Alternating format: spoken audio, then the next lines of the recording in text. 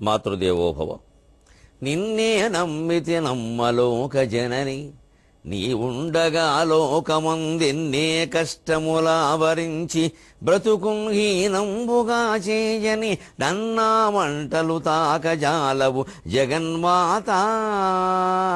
నిన్నే నమ్మితి నమ్మలోక జనని, నీ ఉండగా లోకమందెన్నే కష్టములావరించి బ్రతుకుహీనంబుగా జేజని నన్నా మంటలు తాకజాలవు జగన్మాత.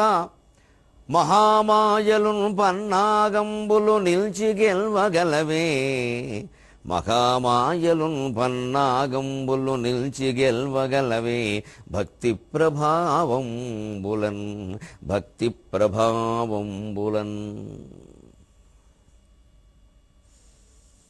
ఏబిఎన్ ఆంధ్రజ్యోతి ప్రేక్షక మహాశయులందరికీ నవజీవన వేదం అనే కార్యక్రమంలో 864వ భాగానికి స్వాగతం పలుకుతున్నాం. కృంకని జాతి వైరముల కొబ్బరి నీట విషమ్ము నింపే, శ్రీలంకను చూడుమి అదే తలంపగ కొబ్బరికాయ, అందులో ఇంకొక చిప్ప కోసమై ఈలములాలము చేయుచుండే భూపంకజ నేత్ర కంట ఒక బాష్పకణముగ మారె లంకయే. అనేక దేశాల్లో చెలరేగుతున్న సమస్త జాతి విద్వేషాలకి సమాధానం చెప్పుకుందామండి. అంతా మన మనస్సులో ఉంది. అసలు ఎదుటి వాళ్ళని మించి ఐశ్వర్యం ప్రదర్శించాలని మనం ఎందుకు కోరుకుంటున్నాం? ఒకళ్ళ మీద పెత్తనం చేయాలని మనకు ఎందుకు అనిపిస్తోంది? ఎవరినో తొక్కేసి అణిచిపడితే తప్ప మన మనస్సుకు శాంతి కలగదా?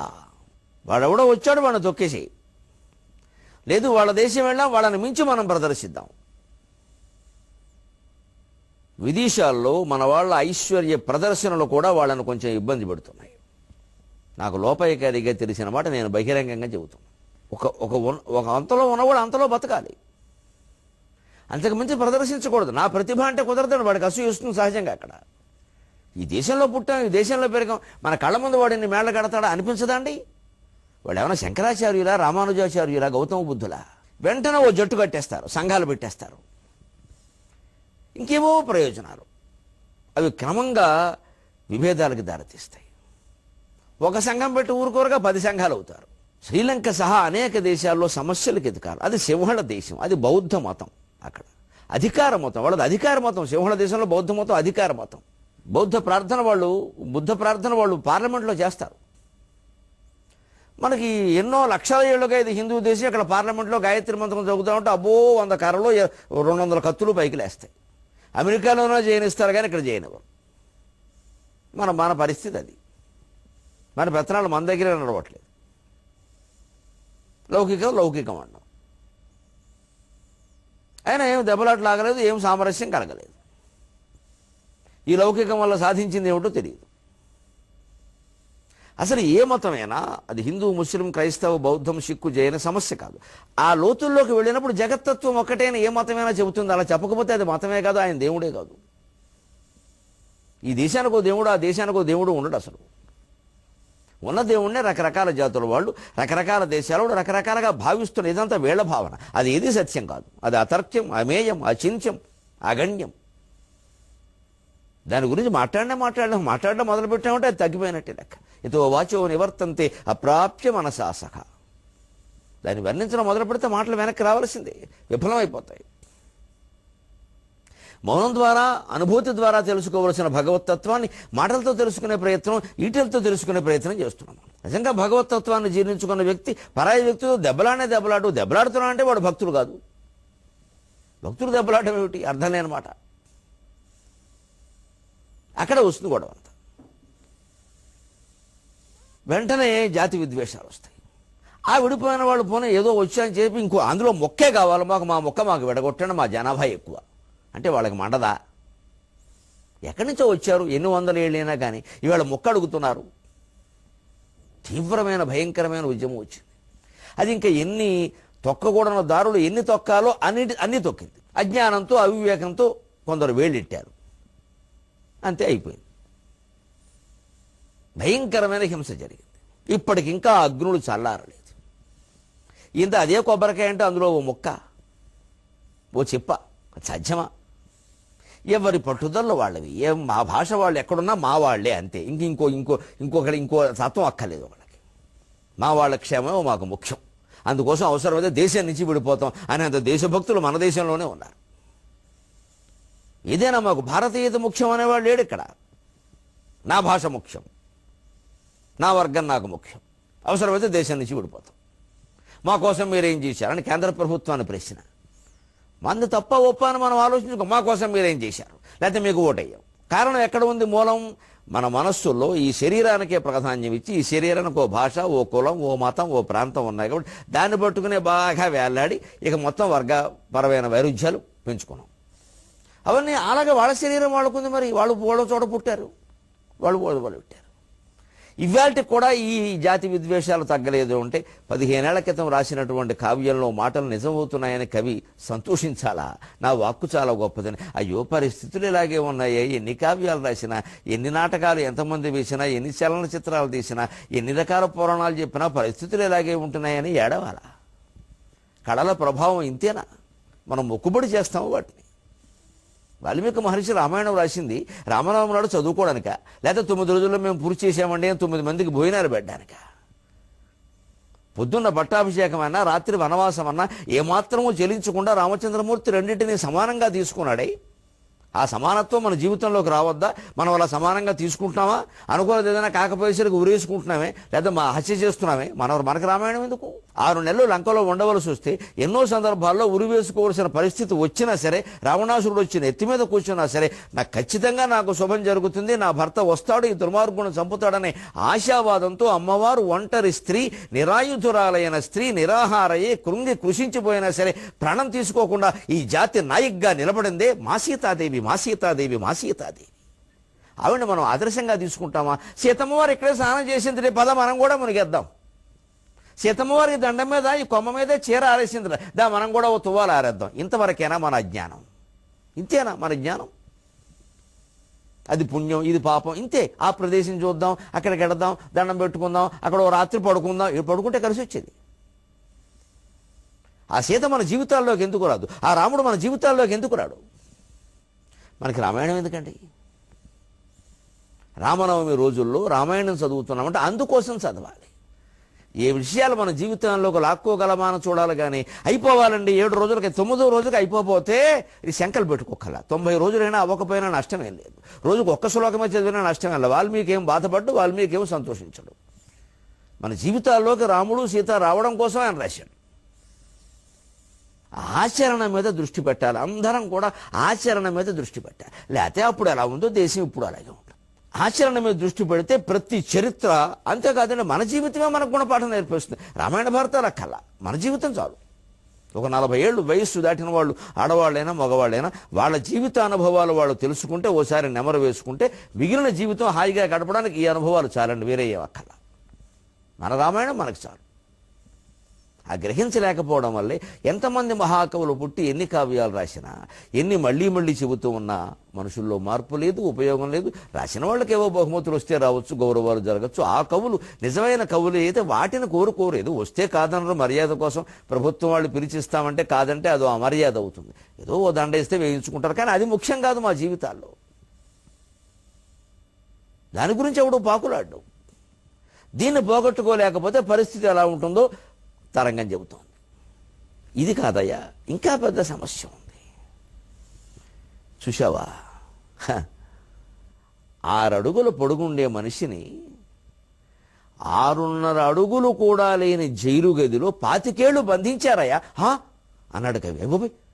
6 అడుగులు పొడుగా, 6.5 అడుగులు పొడుగు కూడా లేని గదే, పొడుగు వెడల్పు అంతే 1.5 అడుగున్నర, అందులో 25 ఏళ్ళు బంధించారయ్యా. ఆ మనిషి పడ్డాడయ్యా ఈ బాధ. కన్నుల్ని ఇటిని కర్చకుండా ఒక దీక్షామగ్నతన్ 25 ఏండ్లున్న నీకు విచిత్రమౌనే. కన్నుల్ నీటిని కర్చకుండా ఒక దీక్షామగ్నతన్ పాతికేండ్లున్నన్ నీకు విచిత్రమౌని అగునేని ఒక్కింతరె పార్పకుండన్ నా చూపుడు బ్రేలు చూపు దిశ వెంటన్ చూడుమీ అగునేని ఒక్కింతరె పార్పకుండన్ నా చూపుడు బ్రేలు చూపు దిశ వెంటన్ చూడుమీ తెల్లవారు అన్నంజానును కన్నులెర్రబడు తెల్లవారు అన్నంజాలును కన్నులెర్రబడు కారాగారబద్ధమ్ములై. ఈ పాటికి ఆ మూర్తి మీకు స్ఫురణకొచ్చి ఉంటుంది. కంటి వెంట నీరు గారడానికి కూడా అవకాశం లేకుండానండి, ఏడవలేదండి ఆయన. తీక్షణంగా సూర్యుడిలా చూశారండి ఈ ప్రపంచం కేసి. ఇంత ఘోరంగా ఉంటుందా ప్రపంచం? నలుపు తెలుపు బట్టి మనుషుల్ని విభజిస్తారా? నల్లవాళ్ళు ఎప్పుడు నల్లవాళ్ళకైనా ఉండిపోవాలా? ఉంటాం. మా రంగు మీ రంగు మీకు గొప్ప అయితే మా రంగు మాకు గొప్ప. నలుపు రంగు లేదా ప్రపంచంలో? శ్రీకృష్ణుడు అలాగా లేడా? రాముడు అలాగా లేడా? ఆ నల్లవాళ్ళని అణిచేస్తారా కేవలం పుట్టుక కారణంగా? విదేశాల్లోనండి, మన దేశంలో కాదు. మన దేశంలో అయితే కొంతమంది మేధావులు మాట్లాడతారు, పుట్టుక నుంచే అణిచేయడం ఇక్కడ బాగా అలవాటు. విదేశాల్లో ఇంకా బాగా అలవాటు, చరిత్రలు చదివి మాట్లాడాలి. ఇంకా ఇక్కడేవో రంగును బట్టి రాలా, కులభేదాలను బట్టి ఏమైనా వస్తే వచ్చి ఉండొచ్చు. కానీ అక్కడ పుట్టుకను బట్టి రంగును బట్టే వచ్చాయి. కులమైనా మార్చుకుందుకు అవకాశం ఉంది. పరశురాముడు క్షత్రియుడు అయ్యాడు, విశ్వామిత్రుడు బ్రాహ్మణుడు అయ్యాడు. తపస్సు ద్వారా కులం మార్చుకుందుకు అవకాశం ఉంది. ప్రవృత్తి మారితే కులం మారుతుంది. మనం వాల్మీకి రామాయణం రాశాడు అనుకునే ప్రచేతసుడనే ఋషికుమారుడు. ఆయన బోయేవాడు కాదు, ఆయన ఋషికుమారుడు. ఆ ప్రవృత్తి భిన్నంగా ఉండడం వల్ల తండ్రి వదిలేశాడు. అతను బోయకోటంలో పెరిగాడు, పసితనంలోనే బోయేవాడుగానే బతికాడు. తర్వాత ఎప్పుడో తెలుసుకున్నాడు, మహానుభావుడు అయ్యాడు. అన్నీ వాల్మీకి జీవితంలో జరిగాయి. అంచేత వృత్తి మారితే కులం మారుతుంది. కులం మార్చుకునే అవకాశం కూడా ఉంది ఇక్కడ. అక్కడ మార్చుకునే అవకాశం లేదే. నలుపు ఎన్ని సబ్బులు పెట్టి రుద్దినా తెలుపు అవుదండి. తెలుపు ఒళ్ళంతా కాల్చుకున్నా నలుపు అవుదండి. అవకాశం లేని దాన్ని మనం ఆక్షేపించడం సబబేనా? మనం ఆలోచించాలి. ఓ పేదవాడిని మాటికి అహోదరిద్రుడు ఏం చేస్తాడు? పొడి చేస్తాడు, ఒళ్ళు మండిపోయి మన ఆస్తి పట్టుకుపోతాడు. ఎందుకు అనాలి? అవసరం ఏంటి? అసలు కూటికి లేని మేళం అవసరమా? కూటికి లేని మేళం కంటే కోట్లు గడించినా కూడా కక్కుర్తి పడుతున్న మేళాన్ని తిట్టాలి. వాళ్ళని తిట్టడానికి మనకు ధైర్యం ఉండదు. కూటికి లేని మేళాన్ని కాదు తిట్టవలసింది. కోట్లు ఉన్నా సరే ఇంకా కోట్ల కోసం దొంగ నాటకాలు ఆడుతూ ఉన్నారే వాళ్ళని అనాలి. వాళ్ళని అనలేం మనం. పైగా వాళ్ళకి పిల్లలు నచ్చి పెళ్లి చేస్తాం, వాళ్ళ పిల్లని మనం చేసుకుంటాం. వాడు ఇలా ఎలా సంపాదిస్తే మనకెందుకు? లక్ష్మీదేవి వారిని లక్ష్మీదేవి ఎలాంటి వాడిని కటాక్షించదు. అలా ఎక్కడ లేదు పురాణాల్లో. లక్ష్మీ కటాక్షం అంటే డబ్బు రావడం కాదు, వచ్చిన డబ్బు తరతరాలుగా స్థిరంగా ఉండడం. వాళ్ళలో ఎక్కడ తరతరాలుగా స్థిరంగా ఉండదు. లక్ష్మీదేవి పాల సముద్రంలో పుట్టింది, వీళ్ళు చేసే పాపాల సముద్రంలో పుట్టలేదు ఆవిడ. లక్ష్మీని అవమానించద్దు. మన ఆలోచనలో తేడా. మనకి డబ్బు ఉండడం ముఖ్యం, గొప్పగా ఉండడం ముఖ్యం, వైభవంగా ఉండడం ముఖ్యం, ధర్మంగా ఉండడం ముఖ్యం కాదు, నీతిగా ఉండడం అసలే ముఖ్యం కాదు. ధర్మం ఏమిటి, నీతి ఏమిటండి ఈ రోజుల్లో అని కూడా అనేస్తారు. ఎవడన్నా ఒకడు ఉంటే వాడిని ఉండనివ్వరు. మళ్ళీ మనమే పూజలు చేస్తాం, మనమే ఉపవాసాలు ఉంటాం, మనమే జాగారాలు ఉంటాం. నమశివాయ, శివుడికి సానుభూతి. మనకి జీవితం అర్థం కాల, భగవంతుడు అంతకంటే అర్థం కాల. కూటికి లేని వాడిని ఆక్షేపించాల్సిన పని ఏమిటండి? లేకపోతే దరిద్ర శబ్దం తిట్టుపదం ఎందుకు ఏంటండి భాషలో? ఆలోచిద్దాం. అంత హీనత్వం మనకి పేదరికం అంటే. ఇవాళ ఎవరిని దోచుకోలేదే, వాళ్ళ పాటలు వాళ్ళు పడుతున్నారు, ఆ చిన్న గుడిసెలోనే కాలక్షేపం చేస్తున్నారు, అందులోనే వాళ్ళ ఆనందాలు వాళ్ళు వెతుక్కుంటున్నారు. వాళ్ళు ఏవో సెల్ ఫోన్లు కొనుక్కున్నారు, వాళ్ళు వచ్చిన టీవీ పెట్టుకున్నారు. అది కొంతమందికి అసూయే. ఇంత గుడిసండి, టీవీ ఉందండి. మరే మన రూమ్కో టీవీ ఉన్నాయి, మన ఎండల్లో రూమ్కో ఏసీ ఉంది, మనిషికో 2 సెల్ ఫోన్లు ఉన్నాయి. వాడికి మొత్తానికి ఒకటైనా ఉండద్దా? ఎలాగూ జీవితం కుళ్ళిపోయింది కాబట్టి ఆ గుడిసెలోనే, ఆ మురికి నీళ్ళ మధ్యలోనే అక్కడే స్నానాలు చేసి, అక్కడే పడుకుని, అక్కడే కాలకృత్యాలు తీర్చుకుని పరమహీనంగా బతకాలి. కాబట్టి వాడు టీవీ పెట్టుకుని అందులో ఉండే సీరియల్స్ చూసి ఆ వైభవోపేతమైన జీవితాల్లో తమను తాము ఊహించుకుని ఒక అరగంట ఆనందిస్తున్నారండి. ఆ ఆనందం వాళ్ళకి దక్కకూడదా? అంత అసూయ పెంచుకోవాలా పేద ప్రజల పట్ల ధనవంతులు? వాళ్ళు మరిచిపోయారండి. ఈ మధ్య ప్రతి గుడిసెలో టీవీలు కనపడుతున్నాయండి. ఎంతెంత మాటలు మాట్లాడతారో ఆశ్చర్యకరంగా. ఆ మాత్రం ఆ సౌఖ్యం వెతుక్కునే అవకాశం వాళ్ళకి లేదండి. తెల్లారు లేస్తే కూలి పనే కదా, నువ్వు కూడుంటుందని తెలియదు కదా. ఆ దరిద్ర బతుకుల మధ్యలో ఒక అరగంట ఏదో వాడు మర్చిపోయేలా ఓ సినిమా ఏదో చూసి ఆనందించి ఆహా నవ్వుకుంటే దానికి మనం అసూయపడాలా?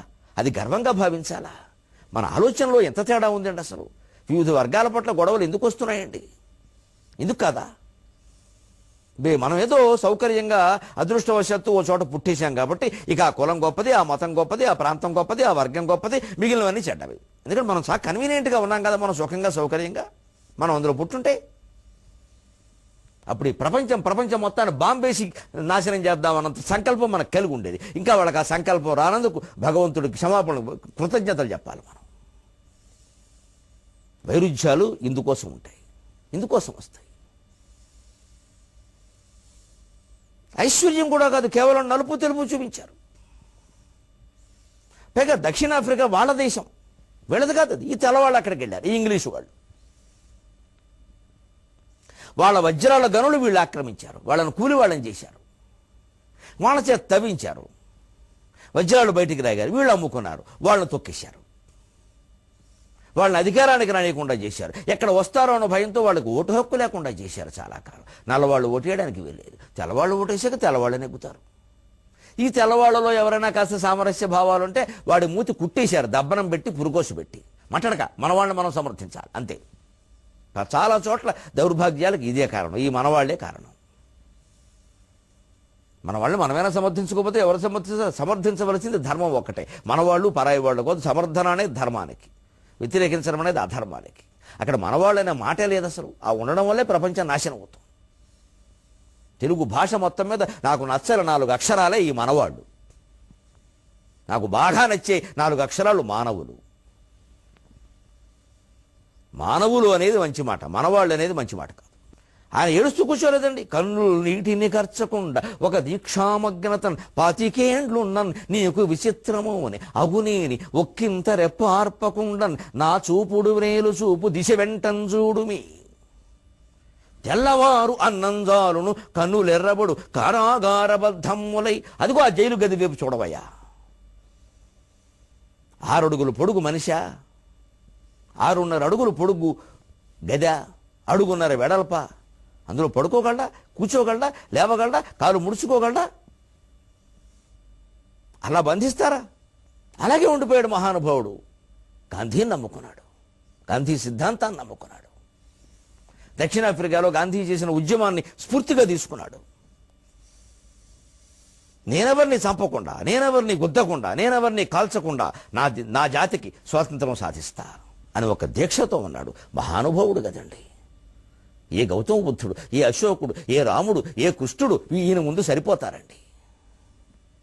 వాళ్ళతో సమానంగా గౌరవించవలసిన మహత్తరమైన వ్యక్తిత్వం కాదా నెల్సన్ మండేలాది.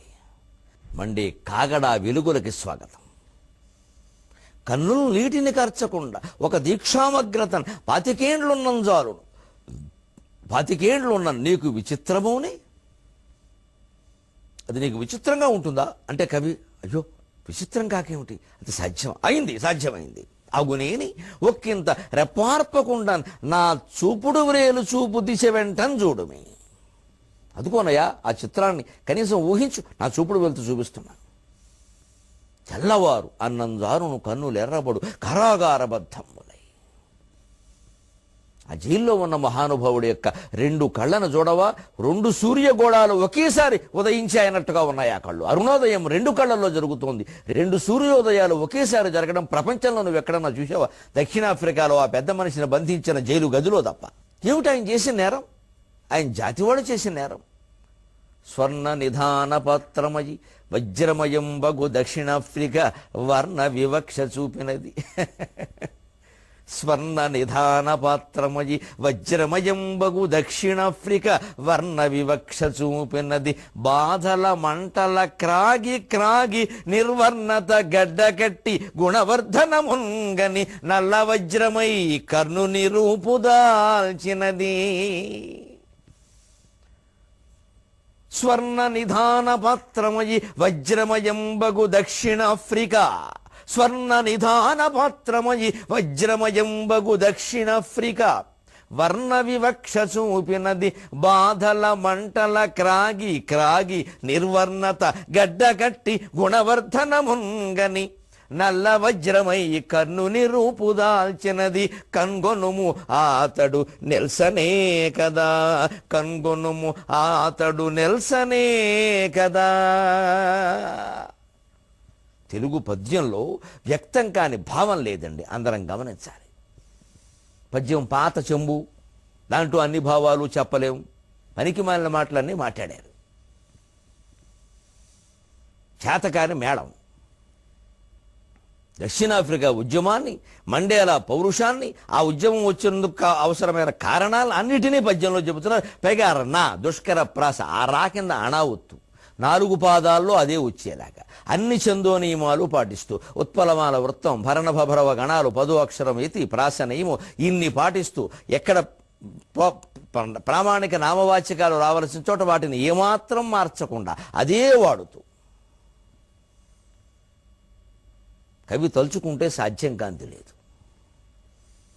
మనకి పద్యం రాయడం చేత కాదు కాబట్టి ఈ పద్యంలో అన్నీ ఇమ్మడవని మాట మాట్లాడకూడదు.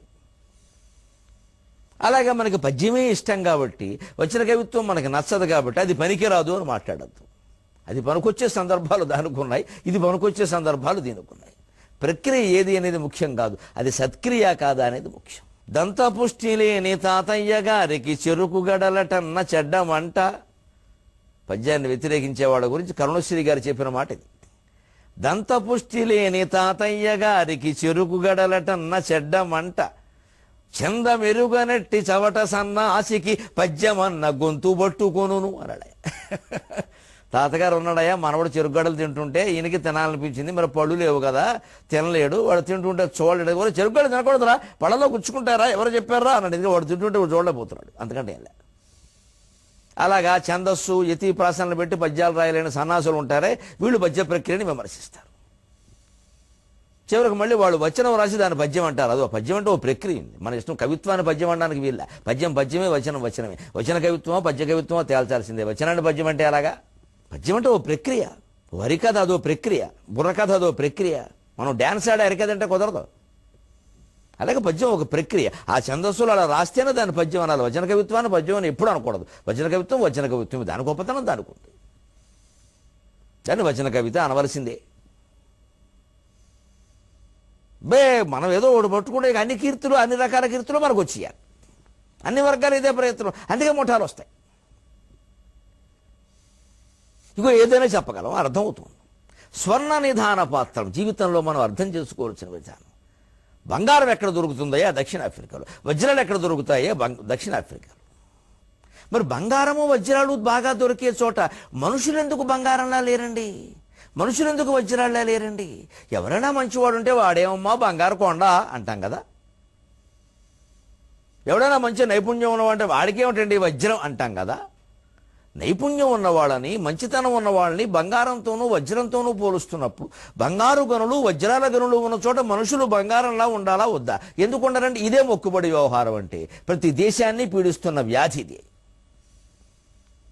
గుడులు విపరీతంగా ఉంటే మన ఊళ్ళల్లో మనుషుల్లో మంచివాళ్ళు ఉండరు. మరి గుడి దేనికి? ఇంకా ఉన్నవసారికి ఇంకా కొత్తవి కడతారు. ఈ గుడి వల్ల ఎంతమంది మారారు? ఈ గుడి వల్ల ఎన్ని సారా కోట్లు ఇక్కడ లేచిపోయాయి? ఈ గుడి పెట్టిన తర్వాత పోలీస్ స్టేషన్ అవసరం ఉందా లేదా? ఉంటే ఆ గుడి పనికిరానట్టే లెక్క. గుడి పెట్టాక కూడా పోలీస్ స్టేషన్ అవసరం ఇంకా ఉందంటే గుడి పనిచేయట్లేదు అనమాట, గుడి ప్రభావం లేదనమాట. గుడైనా తీసేయాలి, పోలీస్ స్టేషన్ అయినా తీసేయాలి. గుళ్ళు అలాగే ఉంటాయి, పోలీస్ స్టేషన్లు అలాగే ఉంటాయి, న్యాయస్థానాలు అలాగే ఉంటాయి. పైగా గుడి కారణంగానే ఇంకా కేసులు పెరుగుతూ ఉంటాయి. మనం గుడి గురించి గొప్పగా ఉపన్యాసం ఇస్తాం. ఆ గుడి మహిమ, ఆ గుడి వైభవం. వైభవం ఏమిటంటే పోలీస్ స్టేషన్లు ఎక్కువ. ఈ వైభవం చెప్పిన కొద్దీ జనం ఎక్కువ అవుతారు, డబ్బులు ఎక్కువ అవుతాయి, అవినీతి ఎక్కువ అవుతుంది, పోలీస్ స్టేషన్లు గొడవలు వస్తాయి. మౌలికమైన సమన్వయం లేదండి జీవితానికి, ఆధ్యాత్మికతకి. అందుకే బంగారు గనులు ఉండే చోట, వజ్రాల గనులు ఉండే చోట మనుషుల బుద్ధులు ఇనుము కంటే ఎక్కువగా, బొగ్గు కంటే ఎక్కువగా కూలిపోయాయి. అదే చెబుతున్నాడు ఇక్కడ కవి. స్వర్ణ నిధాన పాత్రమగు వజ్రమయంబగు దక్షిణాఫ్రికా వర్ణ వివక్ష చూపినది. తెలుపు నలుపు చూపించాక బంగారు గనులు ఉంటే, వజ్రాల గనులు ఉంటే. ఈ ద్వేషభావానికి ముగింపు పలకాలి, ఈ సమన్వయ భావానికి స్వాగతం పలకాలి. మళ్ళీ కలుద్దాం ఆ స్వాగత తోరణాలతో 23:30 గంటల్లో. అంతవరకు తెలుగులో మాట్లాడదాం.